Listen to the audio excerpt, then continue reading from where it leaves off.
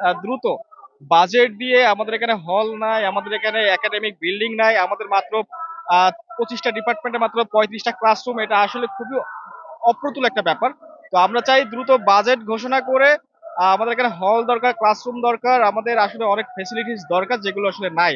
তো যার প্রেক্ষিতে আজকে দেয়ালে পিঠ থেকে যাওয়ায় শিক্ষার্থীরা আহ, মাঠে নেমেছে তাদের যৌক্তিক আন্দোলনের জন্য।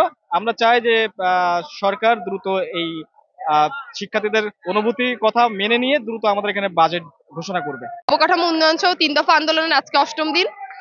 আমরা দীর্ঘদিন যাবৎ এই আমাদের যে 3টা দফা দাবি আছে এই দাবি নিয়ে কথা বলে আসছি, কিন্তু প্রশাসনের তরফ থেকে আমরা কোনো রকম দৃষ্টিপাত এটার পক্ষে দেখি নাই।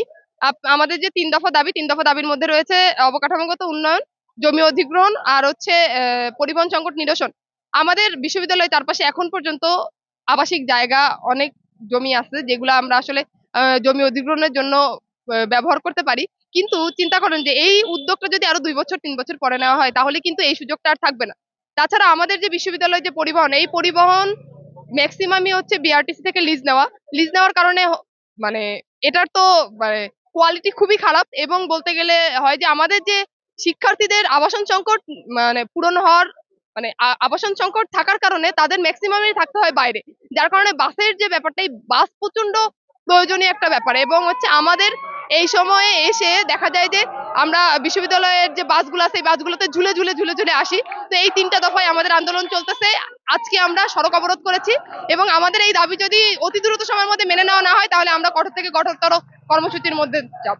আমরা আমাদের যে বিশ্ববিদ্যালয়ের শিক্ষার্থীরা ছাড়া আমরা সাধারণ শিক্ষার্থীরা প্রায় 25 দিন যাবত আমরা আন্দোলন করছি আমাদের 3 দফা দাবিতে। আপনারা হয়তো বা জানেন আমাদের 3 দফা দাবি হলো আমাদের অবকাঠামোগত উন্নয়ন, আমাদের প্রাপ্য জমি অধিগ্রহণ এবং আমাদের পরিবহন সংকট নিরসন। আমাদের বিশ্ববিদ্যালয়ের শিক্ষার্থীদের একটা মৌলিক চাহিদা আছে, একটা বিশ্ববিদ্যালয়ের শিক্ষার্থী হওয়ার জন্য যে মৌলিক চাহিদা সেগুলো হলো ক্লাসরুম, একটা নিরাপদ পরিবহন, আর আমাদের প্রাপ্য জমি অধিগ্রহণ বা আমাদের জমিতে পরিমাণ বা আমাদের পরিমাণ মতো আমাদের ভবন।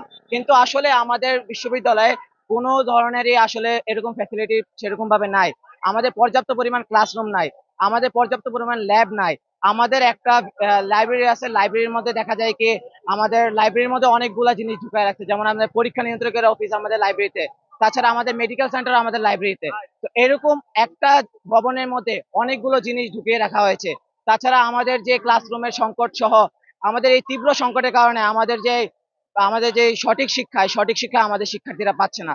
সেই জন্যই আমরা এই 3 দফা দাবিতে আজকে আমরা এখানে রাস্তায় নেমেছি। আমরা প্রায় 25 দিন যাবত আমাদের বিশ্ববিদ্যালয়ের ভিতরে অভ্যন্তরে আমরা আন্দোলন করেছি, কিন্তু আমাদের এখানে হয়নি। চাই যে বরিশাল বিশ্ববিদ্যালয়ে যে দীর্ঘদিন বরিশাল বিশ্ববিদ্যালয়ে 14 বছর পার হওয়ার পরে যে শিক্ষার্থীদের সাথে যে অবিচার অন্যায় করা হয়েছে, যে বঞ্চিত করা হয়েছে, আমরা শেষ চাই। আমরা চাই যে সরকার কর্তৃপক্ষ ইউজিসি এবং শিক্ষা মন্ত্রণালয় থেকে আমাদের সাথে যোগাযোগ করুক এবং আমাদের দাবিগুলো অনবিলম্বে মেনে নিক। আমরা জনগণের ভোগান্তি দিতে চাই না, আমরা চাই অতি দ্রুত আমাদের দাবিগুলো মেনে নেওয়া হোক।